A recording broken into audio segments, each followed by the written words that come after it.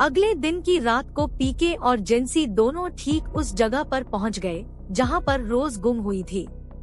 पीके और जेंसी ने ठीक प्रकार से सभी जगहों पर कैमरा लगा दिए थे।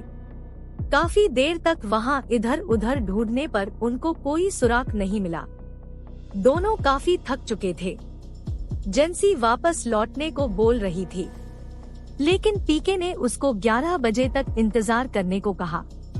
उन दोनों को नींद की झपकियां आ रही थी, लेकिन पीके वहीं पर खड़ा रहा और जेंसी कार के सहारे खड़ी नींद ले रही थी। 11 बज गए थे। दोनों ने कुछ समय बाद वहां से जाने का निश्चय किया। तभी अचानक पीके के सामने वाले कैमरे में कुछ हलचल दिखाई दी। पीके ने जल्दी से जेंसी को बुलाया कि ध्यान से देखो, यहाँ कोई है। दोनों पूरे ध्यान से कैमरे में नजर रखने लग गए। धीरे धीरे कुछ उनके नजदीक आने की आवाज आ रही थी। अंधेरे से एक लड़की निकलकर आई और एक पेड़ के पास आकर खड़ी हो गई।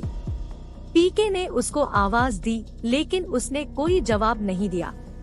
वह लड़की पास खड़े पेड़ से अपना सर पिटने लगी।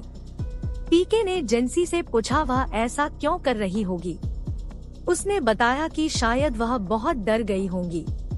उन्होंने टॉर्च करके अच्छे से उसको देखा और सारा के द्वारा भेजी गई तस्वीर से मिलान किया। वह रोज ही थी। दोनों उसके पास गए और उसको पकड़कर कार में बिठाया। उन्होंने उससे बात करने की कोशिश की, लेकिन वह कुछ नहीं बोली। उन्होंने सोचा शायद वह बहुत डर गई होगी, इसलिए वह बेचारी कुछ बोल नहीं पा रही होंगी। दोनों रोज को उसके घर पर लेकर गए।